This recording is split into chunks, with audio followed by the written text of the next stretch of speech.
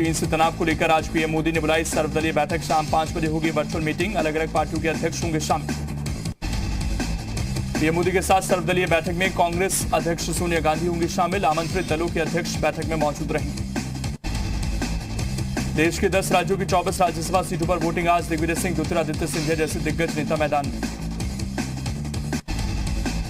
Corona को लेकर योगी सरकार के कार्यों की इलाहाबाद हाईकोर्ट ने की तारीफ। डर दूर करने के लिए सिस्टमैटिक टेस्टिंग का सुझाव दिया।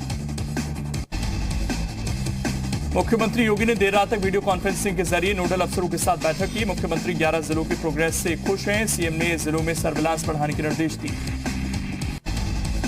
सैनिकों के सम्मान में सीएम योगी ने अपने ट्विटर अकाउंट पर लगाई नई तस्वीर। तिरंगे झंडे को सलामी देते नजर आ रहे मुख्यमंत्री। कांग्रेस ने चीन के मुद्दे पर फिर सरकार को घेरा। बैठक से पहले कांग्रेस ने ट्वीट कर पूछा, सरकार की नाकामियों की कीमत हमारे जवान अपनी शहादत के रूप में कब तक चुकाएंगे। लद्दाख में चीन के सैनिकों से झड़प में भारत का कोई भी जवान लापता नहीं। 76 और जवान घायल, सभी खतरे से बाहर।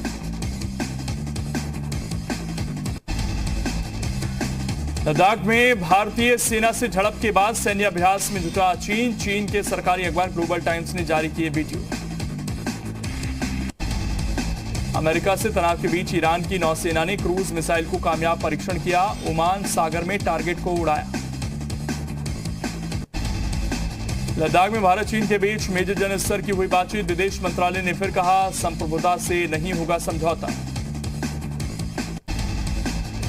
लद्दाख में शहादत पर राहुल का सवालों का जवाब। विदेश मंत्री जयशंकर ने कहा, सैनिक हथियार रखते हैं लेकिन फेस ऑफ के वक्त नहीं।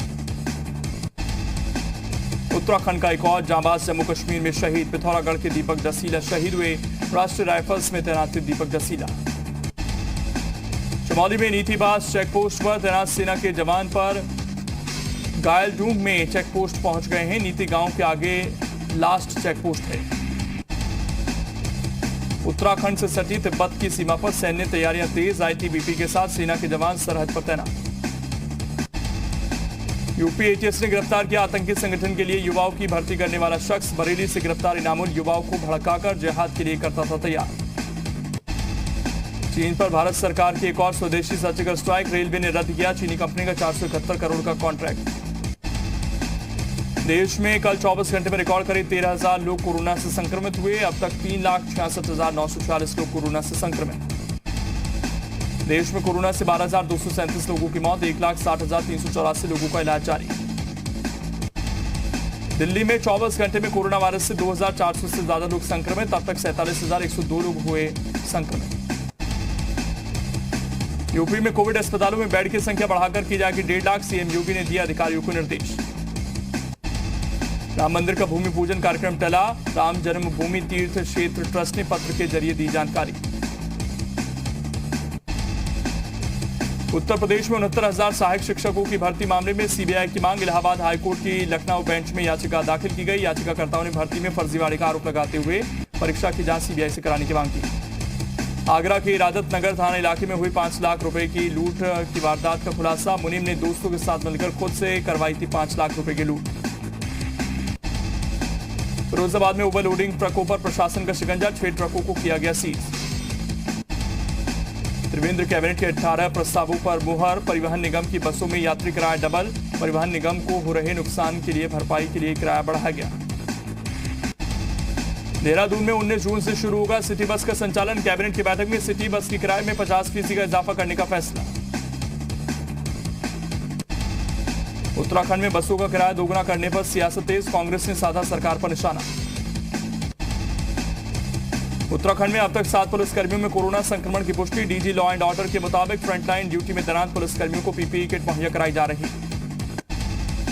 देहरादून के डोईवाला में सड़क हादसे में महिला कांस्टेबल की मौत। दोपहिया वाहन से हरिद्वार से देहरादून लौटते वक्त हुआ हादसा। मुरादाबाद में चलती वैन में आग लगने से हड़कंप। वैन सवार लोगों ने कूदकर बड़ी मुश्किल से बचाई जान। आगरा में दक्षिण बाईपास पर ओवरब्रिज से नीचे गिरा ट्रक। हादसे में ट्रक ड्राइवर और क्लीनर की जलकर मौत। अमरोहा में सिख युवक से मारपीट मामले में केंद्रीय मंत्री हरसिमरत कौर बादल ने ट्वीट कर घटना को निंदा की। बहराइच में तेज रफ्तार ट्रक ने 3 लोगों को रौंदा। हादसे में पेट्रोल पंप मैनेजर सहित 3 की मौत। बस्ती में युवक की संदिग्ध अवस्था में करंट लगने से मौत। घायल अवस्था में मिली युवती की हालत गंभीर। देवरिया में पुलिस ने चोरी करने वाले गिरोह का भंडाफोड़ किया। चोरी के 2 ट्रैक्टर ट्रॉली, 1 बोलेरो सहित 2 तमंचे और कारतूस बरामद। सुल्तानपुर में बुधवार को हुए हत्याकांड में आरोपी 3 सगे भाई गिरफ्तार। पुलिस ने 2 लाइसेंसी असलहे, 5 जिंदा कारतूस, 1 गाड़ी बरामद की। अलीगढ़ में चोरी के आरोप में भीड़ ने एक युवक की जमकर पिटाई की। इस दौरान जब उसके दोस्त ने उसे बचाने की कोशिश की तो लोगों ने उसको भी जमकर पीटा। उधम सिंह नगर के पंतनगर क्वारंटीन सेंटर में एक युवती के साथ छेड़खानी का आरोप। पुलिस ने युवती की शिकायत पर आरोपी युवक के खिलाफ मुकदमा दर्ज किया। कोरोना से जंग में आयुर्वेदिक और पारंपरिक औषधियों की मांग बढ़ी। मुरादाबाद में वाहिनी परिसर में करीब 200 औषधीय पौधों को लगाया गया। एलएसी में शहीद हुए भारतीय जवानों की शहादत से देश के अंदर गुस्सा। हाथरस में लोगों ने गुस्सा जाहिर करते हुए चीन के खिलाफ नारेबाजी की और पुतला फूंका। आगरा से लोकसभा सांसद एसपी सिंह बघेल ने अपने निवास पर चीन के सामान की होली जलाई। उन्होंने अपील की कि लोग चीन में बने सामानों को ना खरीदें।